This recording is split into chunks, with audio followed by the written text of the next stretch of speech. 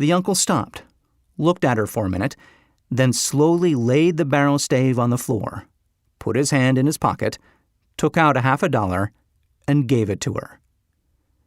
The child took the money and slowly backed toward the door, never taking her eyes off the man whom she had just conquered.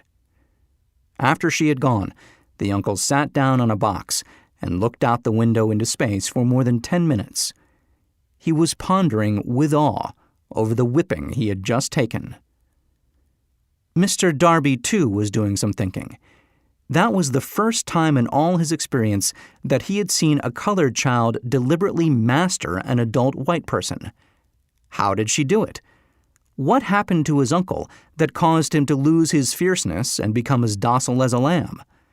What strange power did this child use that made her master over her superior?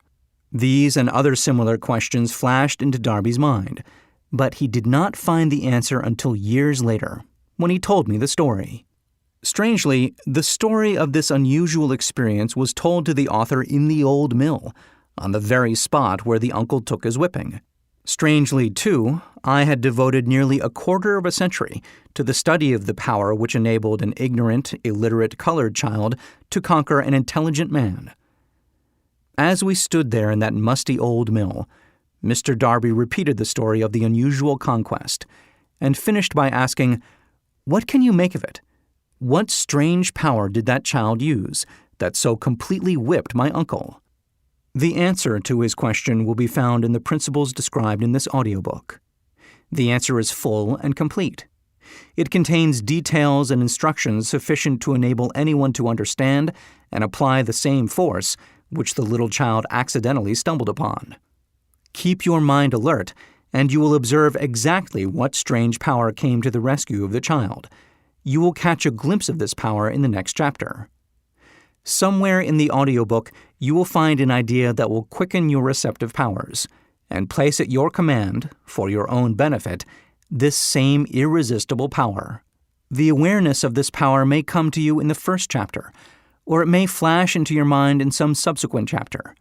It may come in the form of a single idea, or it may come in the nature of a plan or a purpose. Again, it may cause you to go back into your past experiences of failure or defeat and bring to the surface some lesson by which you can regain all that you lost through defeat. After I had described to Mr. Darby the power unwittingly used by the little colored child, he quickly retraced his 30 years of experience as a life insurance salesman and frankly acknowledged that his success in that field was due in no small degree to the lesson he had learned from the child.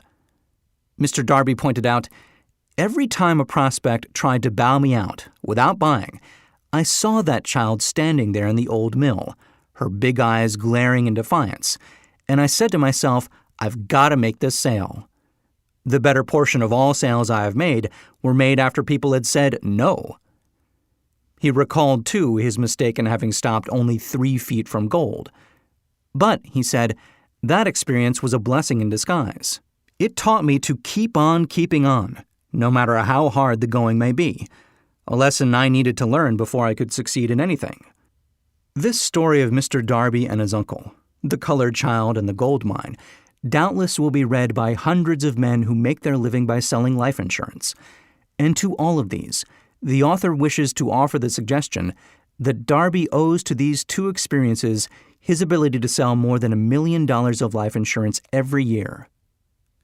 Life is strange and often imponderable. Both the successes and the failures have their roots in simple experiences. Mr. Darby's experiences were commonplace and simple enough, yet they held the answer to his destiny in life. Therefore, they were as important, to him, as life itself. He profited by these 2 dramatic experiences because he analyzed them and found the lesson they taught. But what of the man who has neither the time nor the inclination to study failure in search of knowledge that may lead to success? Where and how is he to learn the art of converting defeat into stepping stones to opportunity? In answer to these questions, this book was written. The answer called for a description of 13 principles. But remember, as you listen, the answer you may be seeking to the questions which have caused you to ponder over the strangeness of life may be found in your own mind through some idea, plan, or purpose which may spring into your mind as you read. One sound idea is all that one needs to achieve success. The principles described in this program contain the best and the most practical of all that is known concerning ways and means of creating useful ideas. Before we go any further in our approach to the description of these principles, we believe you are entitled to receive this important suggestion. When riches begin to come, they come so quickly, in such great abundance, that one wonders where they have been hiding during all those lean years. This is an astounding statement, and all the more so when we take into consideration the popular belief that riches come only to those who work hard and long.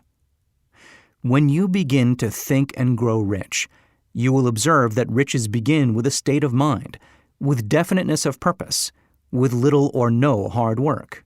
You and every other person ought to be interested in knowing how to acquire that state of mind which will attract riches. I spent 25 years in research, analyzing more than 25,000 people, because I too wanted to know how wealthy men become that way. Without that research, this book could not have been written.